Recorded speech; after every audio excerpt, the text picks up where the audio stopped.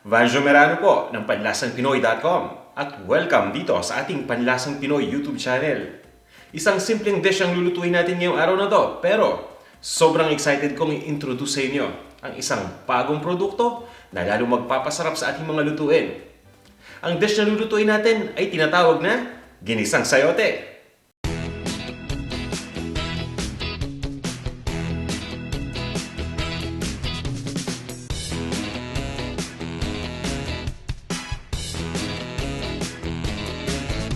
Ito yung mga ingredients na gagamitin natin para dito. Sayote, liempo o pork belly. Ito naman yung carrot. Kailangan din natin ng sibuyas at ng bawang. At gagamit din tayo ng pinakabagong produkto ng Knorr. Ito yung Savorich Liquid Seasoning. At ang gamit natin dito yung pork. Kailangan din natin gumamit ng tubig at ng ground black pepper. Ito naman yung kompletong listahan ng mga ingredients na yan, kasama ang sukat ng bawat isa.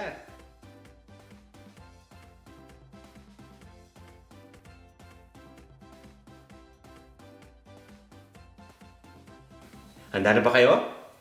Napakadali lang nitong dish na to, kaya tara, samahan nyo na ako magluto. Ang una natin kailangan gawin ay painitin lang itong cooking pot.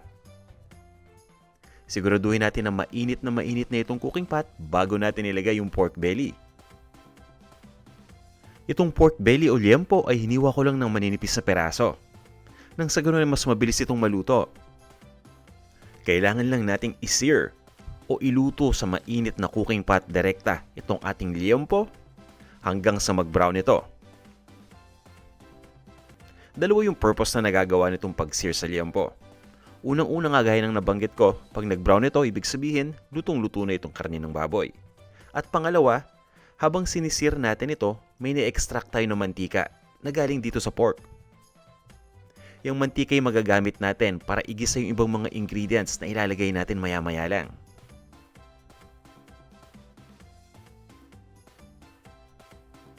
At ready na to. Mapapansin niyo brown na yung pork at may mantika na na-extract. Pwede na nating ilagay yung sibuyas. Ito yung pulang sibuyas na hiniwa ko lang ng maliliit na peraso. Walang problema kahit anong kulay na sibuyas ang gamitin natin sa pagluto ng ginisang sayote.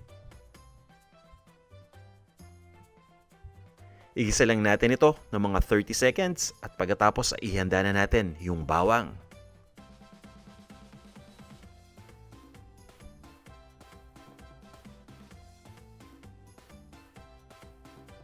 Ito namang bawang ay dinikdik ko lang at hiniwa ko ng maliliit na peraso.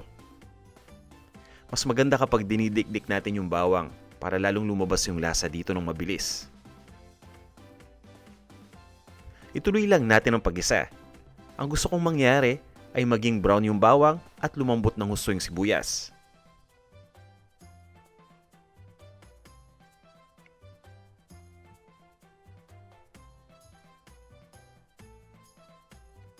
At ready na to. Nakakatulong kasi ng malaki na mapabrown natin yung bawang para magpalasa dito sa dish. Yung sibuyas naman kaya ko pinapalambot dahil nagbibigay ito ng matamis na lasa. So medyo manamis-namis ito. Paglalagay lang tayo ng tubig. Dahil nga nasir na natin kanina yung karne ng baboy, luto na ito. Pero hindi yan nangangahulugan ng malambot na. Kaya kailangan natin itong palambutin sa pamamagitan ng pagpapakulo dito. Kaya naglagay tayo ng tubig. Takpan lang natin itong ating lutuan. Nang sa ganun na mas mabilis na kumulo yung tubig.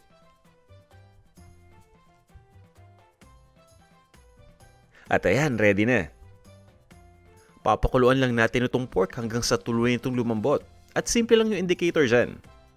I-cover lang natin itong lutuan at pabayaan lang natin na mag-evaporate ng tuluyan yung liquid. At ngayon, ready na to. Sisiguraduhin lang natin na tuluyan na nag-evaporate yung tubig. Dapat mantika na lang ang natira dito na liquid sa ating cooking pot. Kaya naman halu-haluin lang natin ito at ituloy lang natin ang pag-isa ng mga 30 seconds pa. Malalaman natin na mantika na lang yan kapag narinig na natin yung sizzle. Ibig sabihin yan, pwede na nating ilagay dito yung sayote. Igigisa na natin yung sayote. Hiniwa ko lang ito ng maninipis na peraso. Siguraduhin lang natin na blend na mabuti yung sayote at yung ibang mga ingredients na nandito sa ating cooking pot.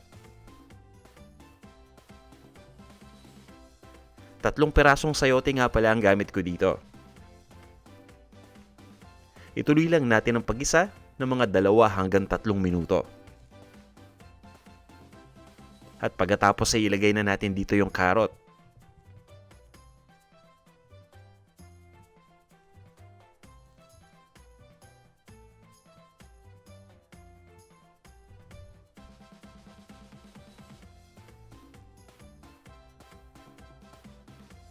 Ito namang carrot ay hiniwa ko lang into strips.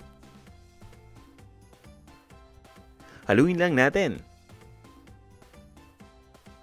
At pagkatapos, ituloy lang natin ang paggisa dito ng mga 2 minuto pa. Napakadali lang lutuin itong ating ginisang sayote. At sigurado ako na mas magiging malasa pa ito. Dahil maglalagay ako dito ng ating bagong produkto. Ito yung Knorr Savourich na liquid seasoning at pork ang gamit natin dito. Ito yung 16 gram na sachet. Ganyan lang kakonti yung kailangan natin para mapalasa itong ating buong dish. Haluin lang natin ito. At pagkatapos, mas gusto ko yung medyo masabaw ng konti yung aking ginisang sayote. Kaya naglalagay lang ako ng konting tubig.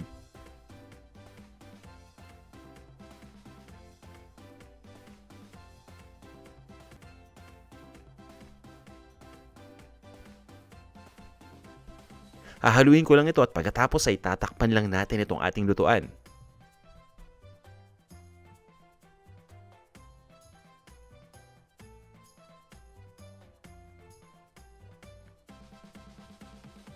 At mabilis lang to. Itutuloy lang natin ang pagluto ng mga 1 hanggang 2 minuto. At ngayon ay ready na tong ating dish.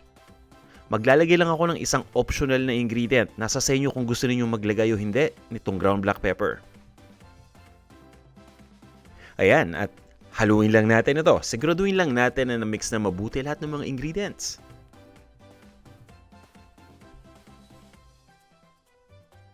At pagkatapos ay ililipat ko lang ito sa isang serving plate. At titikman na natin yan maya-maya lang.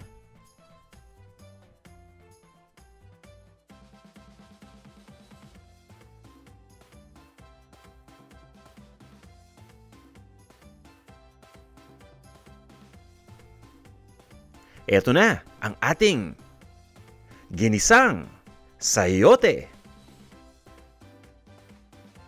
Tara, tikman na natin.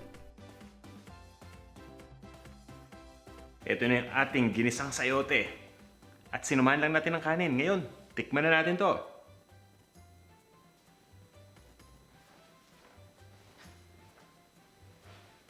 Ito yung gusto ko sa ginagawa ko eh. Ang magluto ng magluto kahit mga simpleng putahe o simpleng dishes. Pero ang gusto kong gawin, yung simpleng dish ay mapasarap at lalong mapalasa. Kaya gusto ko nang tikman itong ating ginawang ginasang sayote. Samahan na natin kagad ng kanin. Siyempre, di ba pag sinabi natin ginisang sayote, kanin kagad ang partner niyan.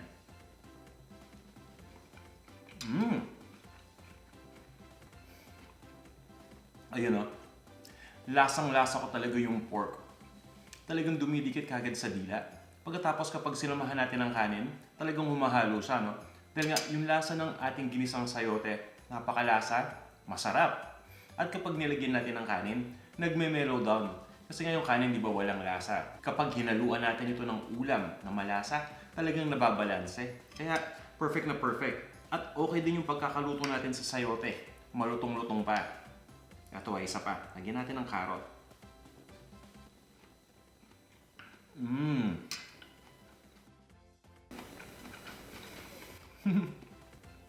Narinig niyo yun? Diba? Ang sarap kainin habang malutong. Tapos yung pork naman. Gusto ko rin makita kung ano yung resulta ng luto natin sa pork. Tandaan ninyo ha, itong pork, sinira natin ito kanina. Hindi lang ito basta ginisa ha.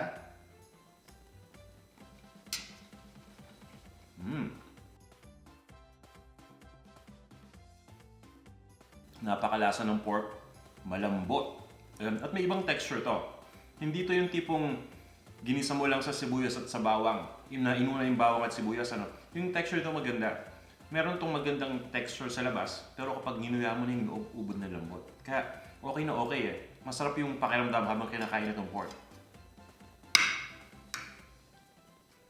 Actually, wala na akong kailangan ilagay dito. Kadalasan kapag kumakain ako ng ginisang sayote o mga katulad na dishes nito, naglalagay ako ng patis sa gilid. Nakalagay lang sa isang saucer o isang platito. Lalagyan ko lang ng konting sili.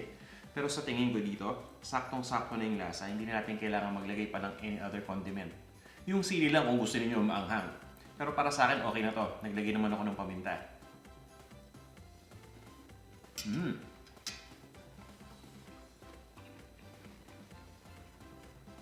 Grabe. Natuwa naman ako dito sa niluto ko. Kahit simpleng-simple. Ayan, napakalasa at napakasarap.